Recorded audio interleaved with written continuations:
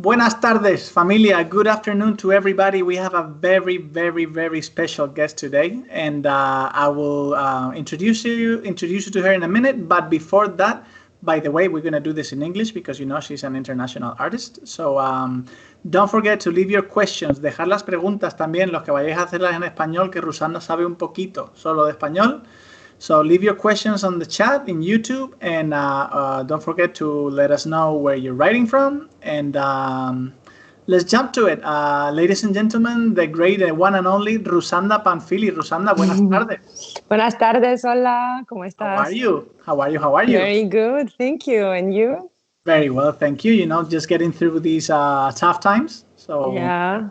How are you feeling? How you all safe, all healthy?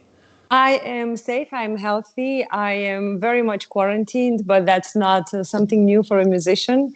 Basically, our entire life happens indoors. We stay at home practicing, composing music, writing music. So besides when we're on tour, of course, but it has been a very interesting time for me to develop a lot of things for myself. So cool. Yeah, but I'm good.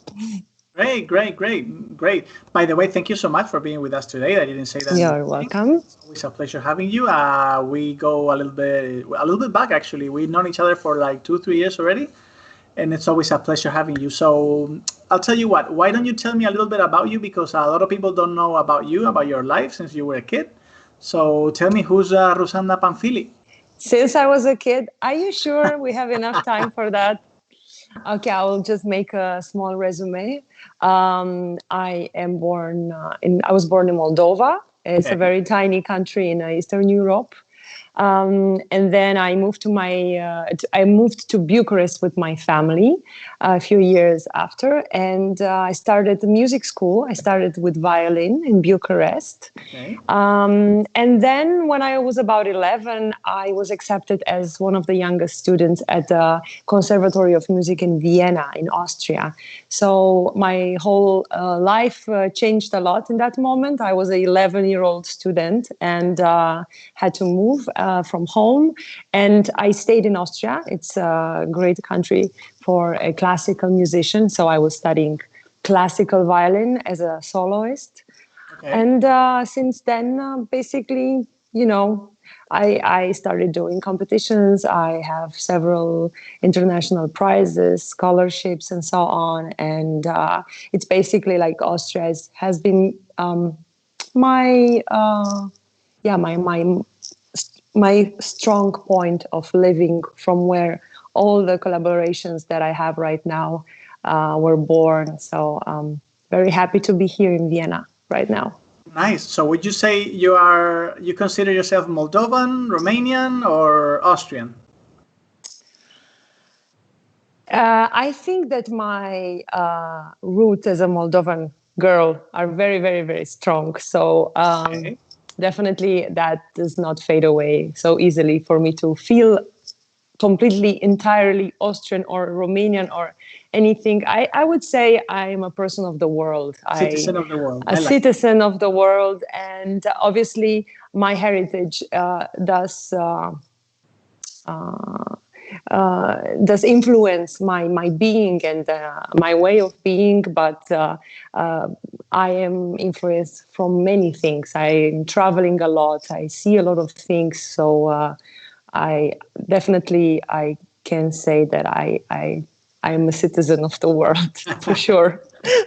Yeah, because I mean, every time I see you, it's in a different city. I mean, Madrid, Bilbao, Marbella. So you never know when you're going to find Rusanda. So tell me, do you remember the first day that you had a violin in your hands? The very first day, I don't, because I was quite accustomed to the instrument. My mother used to play violin. So we've been having the violin in the house for a long time.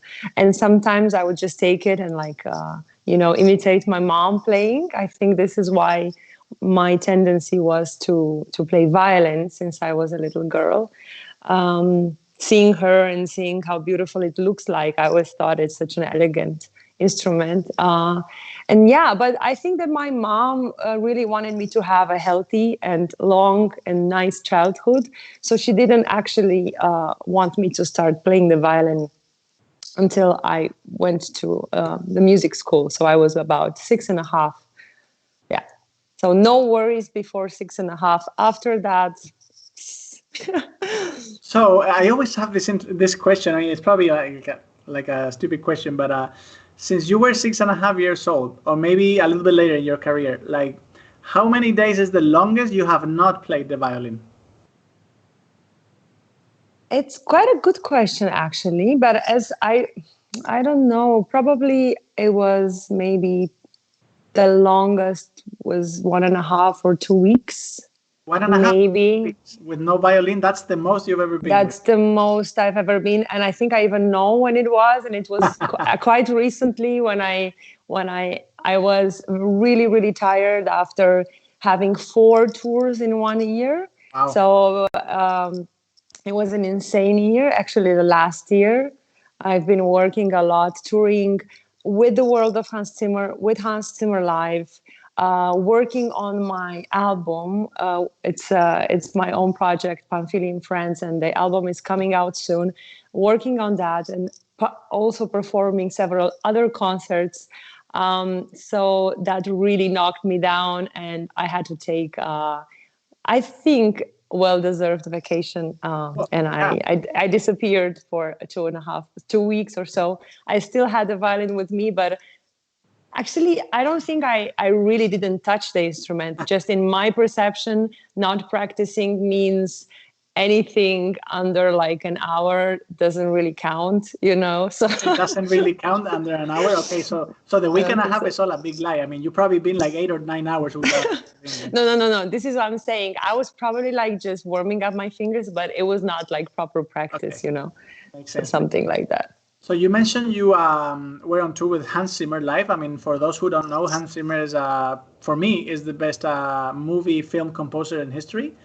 And that's actually how I got to know you, Rusanda. I bought the Blu-ray from Hans Zimmer live, and I just couldn't stop watching how you played, and especially that piece, Chevalier de Sangreal from the Da Vinci Code, which is one of my favorite movies. So how did you and Hans Zimmer first start getting in contact? I mean, because Hans Zimmer is not an easy man to find. So how do you do that? Well, I didn't find him. He found me, Oh, there you go. which That's is easy. always the better option. Yeah, of course. I wouldn't be able to find him because, I come strictly from the classical world, a world where I was very much connected to playing classical music, but I didn't really have a lot to do with the film music industry. So but I was working with different artists, and one artist that I was working with is actually also a long-term kind of partner and friend of Hans. It's Alexei Gudesman, and we have been having a lot of concerts together, and there were several videos online with me playing with him. And Hans saw that, and he said, yeah, that's a good addition to the Hans Zimmer live band. And since I received that request from him, and since I've been on tour, like seriously, my life has changed a lot in that direction. Also, being much more in contact with the film music industry Yeah, but and wait a minute. working Wait, with wait a Hans. minute. Let me stop you right there. I mean, the day you get the call from Hans Zimmer, like, how's that feeling like? I mean, I think that I was so shocked that I didn't really like react a lot. I just remember Alexei saying, "Hey, there is someone wanting to talk to you," and it's Hans. And I was, didn't really, I don't think I realized what's happening. I took it as a very professional job, the way, I was used to do it. And everything kind of started to become much more clear when I arrived in London for the rehearsals for the show. And I saw not only Hans, but I saw amazing musicians such Guthrie Govan, Yeah. Tina Guo, and, just kind of being in the same room with so many great artists. That has, I started feeling the weight of the whole thing and how major that is. Wow, that should have, I mean, I would have paid some money to be there in that moment. So wow, It that's was amazing, and especially when Lebo came and he did the Circle of Life like a meter away from me, and I heard like nah, and I thought like I started crying because it's we all grew up with Lion King, and we all remember that moment, and then we all remember those moments, and then I was there actually witnessing the live thing happening in wow. front of me with the original voice. I'm getting goosebumps right now, and I wasn't even there because every time, I mean, I've seen that DVD like 1,000 times, and every time he gets in there singing that, that that scream and that circle of life thing, it just gets to you every time. So imagine seeing It it. did. And I love the fact that every time he did it, no matter if it was rehearsal or sound check, it was so 100%. And, it was just that piece in the show that made us all dance and smile. And just so much incredible music Hans has written also, together with other musicians. And I think this is the strongest thing that the Hans Zimmer Live band and also the World of Hans Zimmer band has, a collaboration between musicians and Hans appreciating each and single one of them, putting us together. So it has been amazing. Yeah. Really, No, really it's great. awesome. I mean, I can start watching those movies and those songs. So, out of all that Hans Zimmer Live and Hans Zimmer, the World of Hans Zimmer, out of all the movies, which is your favorite song? Maybe you have a different song to play and then a different song to listen to. But which one is your favorite song of Hans Zimmer? Well, to play or to listen, because you have to Okay, then give you me give at me two. least those two options, because it's already super hard to decide. At least I can have those two options. Okay, you have the two options. I mean, the favorite to play and the favorite to listen to. All right. And I really have to think about it because, the obvious decision would be to play Chevalier de Sangreal because it's kind of my solo piece in the Your show. feature show, yeah. That's the feature piece I have in the show. It's an amazing It's music. my favorite soundtrack of all movies of all time, just so you know. I mean, the whole the Da Vinci Code suite, it's just so mind blowing. Yes. We do the 15-minute suite in the World of Hans Zimmer. Having an opera singer in front of there, like the full choir, the whole orchestra, the whole Get you every percussion time. section. It Yes. does get you. And, I'm waiting backstage to go on stage before my cue.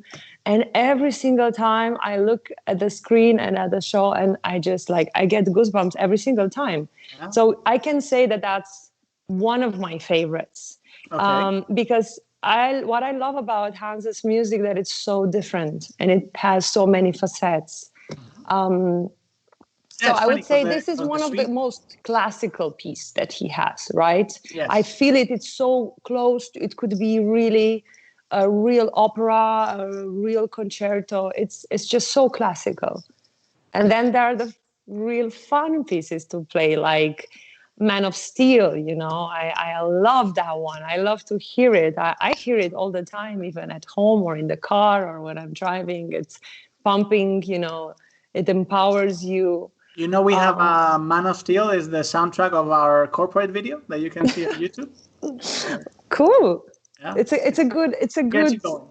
It's just such a great song. It's such a great piece. I don't call them songs because for me they are works. Yeah, I tend to call them. It's a beautiful work.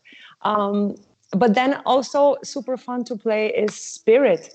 I don't know even if a lot of people know that one, but it's such an energetic I have to say, music. I discovered it in a concert. I didn't know even the movie before that. So, yeah. Absolutely amazing to play. It's the one where we have so much fun playing it. And then there are the real emotional pieces like Gladiator and... Yeah. So it's so hard to decide. I would actually say all of them, and just some of them are maybe a little more, you know, because I would divide his music as music where there is soloistic performance, and there's the music, the ambience music. Like, for example, like Dark Knight, it's so powerful, but it's more about the, you know, the mood that the piece sets, and not so much about a singular artist. So yeah. So I have a question for you about, because you've been obviously working with him for a long time, and you've been working with symphony orchestras and movie songs and soundtracks. How does somebody get to compose a full soundtrack? Because I mean, you're like what, 110, 115 musicians on stage, and you have to coordinate all that. Like, how's that done? I mean, it escapes my mind, you know? I mean, you know, I think that writing music implies a lot of inspiration, a lot of imagination, basically a lot of talent towards music, because first of all, you really have to hear that in your head. Right. Even I like compose pieces, but not as, you know, big as an orchestra piece. But when I hear something in my head, or I try out, and then suddenly layers come up and music starts to make sense, and then you add a new color.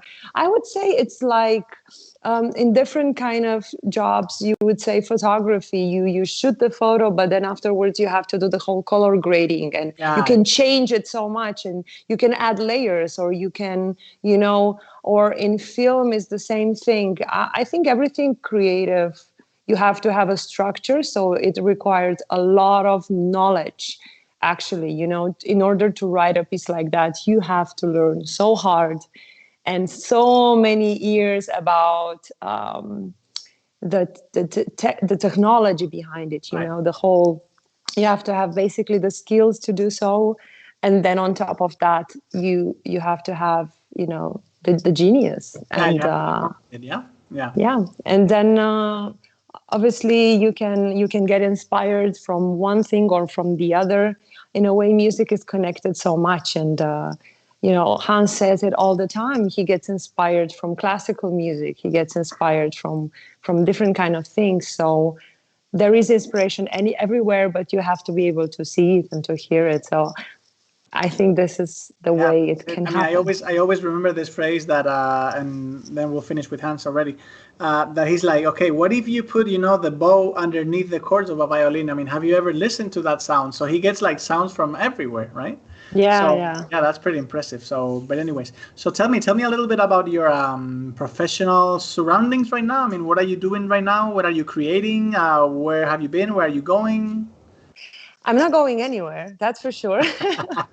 Yeah, neither am I. Yeah, these are times where I think that all musicians have to think about reinventing themselves and rethinking a little bit about what is it possible to do while you are at home. So for me, something that I've always wanted to do, and I always felt like I would love to have, that is a home setup studio.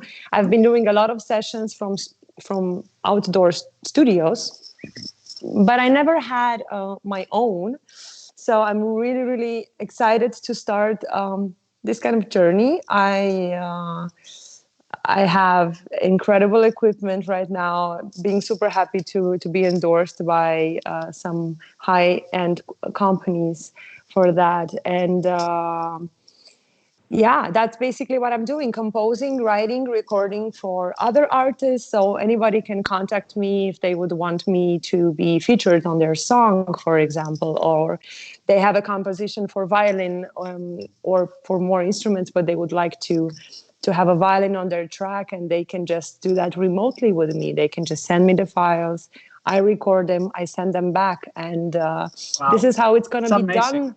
It's amazing how technology, I mean, how we have technology these days to do all that. You can be in Vienna. I mean, the musician can be in, you know, Sydney.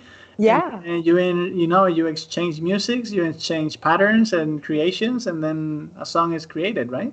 I mean, you know, even Hans works like that a lot. And a lot of his musicians work like that because obviously, you know, we are people of the world and we travel, even though we are not now we are in quarantine, but usually we travel a lot. So there is a lot of gear you can even take with you on the road. So even a hotel room is good enough, for if you have like the proper equipment, and anytime anyone can call you and say, hey, could you do this recording for me? And I think it's an amazing thing. You get to be connected with so many people around the world through that. And and besides that, I'm,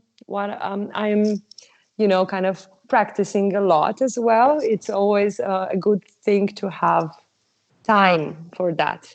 Right. Something I'm missing when I'm on tour, and it's basically a super intense schedule with traveling and, not having enough time to devote to the violin. The actual, okay. So I really love that right now. I really get to practice a lot. It's a great feeling for me, at least. And preparing my album release.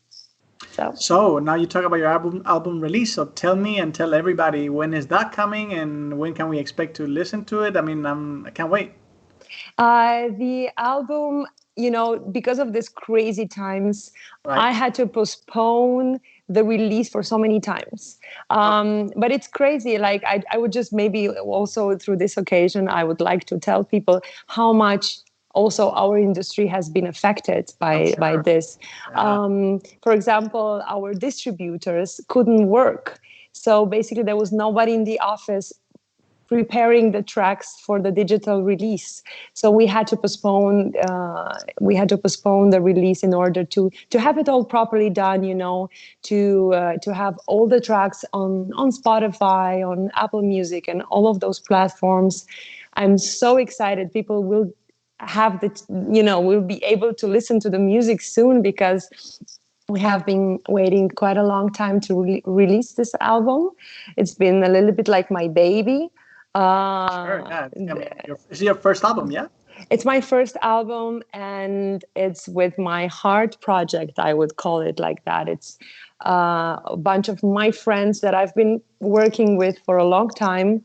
And I decided just like to put them all together and to make a band and to play the music that we really love. And I love folk-inspired music.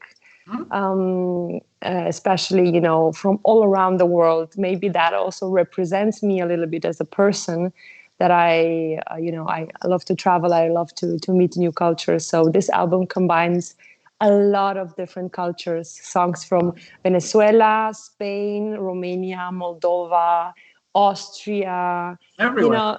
From so many countries. And I really love the way it worked out. So check it out. It's coming out on 29th of May. The band, the 29th of May. And the band is called PANFILI and Friends.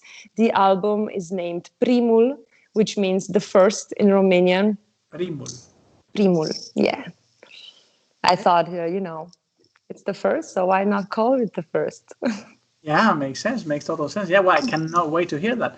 So about what you were saying before, recording with other musicians, do you see in the future of musicians, especially with soloists like you, full albums being recorded this way, as you mentioned before, like remotely? I mean, you have your own studio. Let's say Tina has their own studio in LA, whoever has their own studio in Washington, and then somebody has their own studio in Singapore, and then you can record a full album like that. You see the future going like this? It's never going to replace the feeling of being in the same room with a musician. Okay. And interacting close to each other. Right. The energy, I don't think it will ever replace that. So I do have big hopes that, life will start working at least, close to normal, as we know it, right. So that we are able to travel and to have contact with musicians, because there is something super truly unique to play together with a musician in the same room.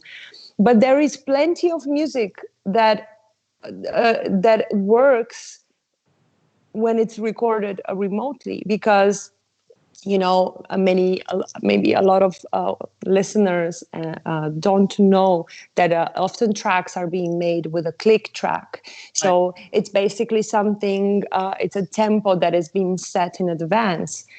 So a musician can record by having that click track in his head, and it works perfectly also on distance.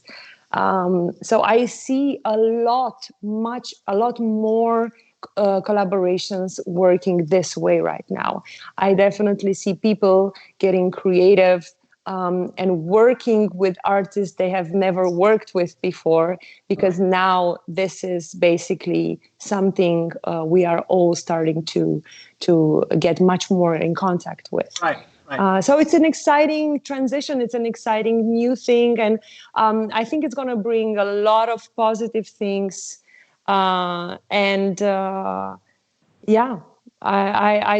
do see a big part of the music industry going towards that direction. It's funny because I don't know if you remember, but around 10, 12, even 15 years ago, I think, I don't remember the exact date, there was this movement called Play for Change or Playing for Change.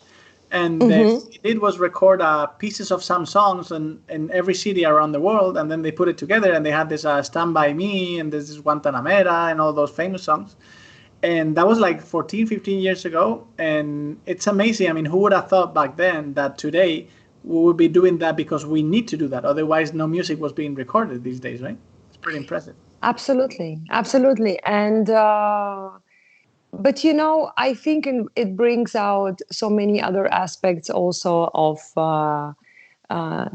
learning new things. For me, it's very, very interesting to learn this technology. I would have never thought when I went to Vienna to study classical violin as a soloist that one day I will be so interested in knowing which microphone and which preamp and which interface and all of these things that I never thought I will ever need that. It was never in my plan. And and so I think it's a really interesting new challenge as well, and a lot of people will have this challenge, and let's see who can handle it as well. Yeah, pretty impressive. So a few questions for you. I mean, we're going to be ending like pretty soon. So I have some questions from the audience and then some questions of my own. And it's a quick question. It's like a question answer kind of thing. So favorite sport? Sorry? Your favorite sport? Kite surfing. Kite surfing? Yeah. Okay. The obvious question is, where do you do kite surfing in Austria? Oh, in Austria, we have a lake. It's called Neusiedl-am-See. So it's pretty good there. Yeah. Oh, wow. But Tarifa is much better. So the Spanish people will know about that. That's where I started learning, actually. Un saludo a los de Tarifa que nos están viendo. Favorite city in the world? Ooh, Venice. Wow. Okay. I don't know Venice. Nice. Okay, cool. What's your favorite song of all time? I don't care if it's for listening, for playing, you say, okay, this is the only song you're going to listen to for the last time. Which one is it?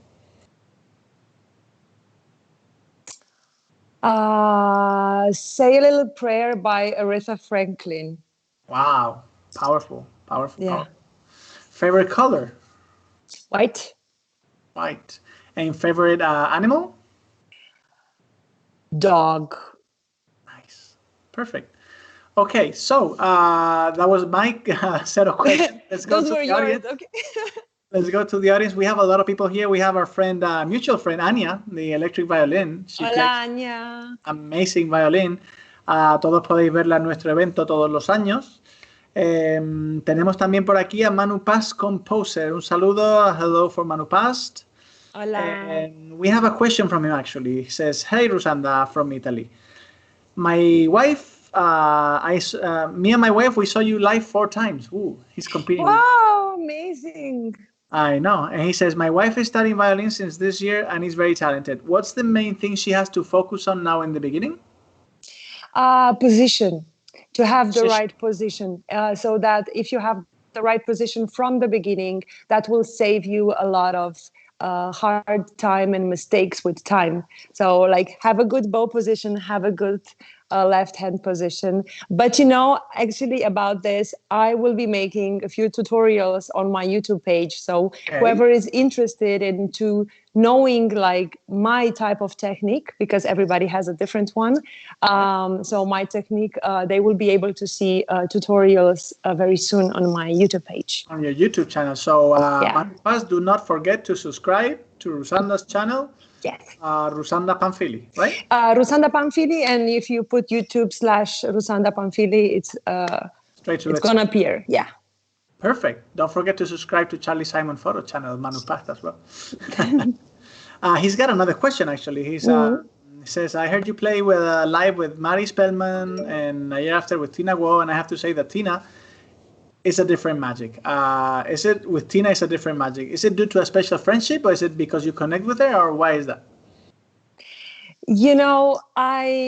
These are things that you can't really explain. I think it's a different magic. I have a type of magic with Marie, and I have a different type of magic with Tina.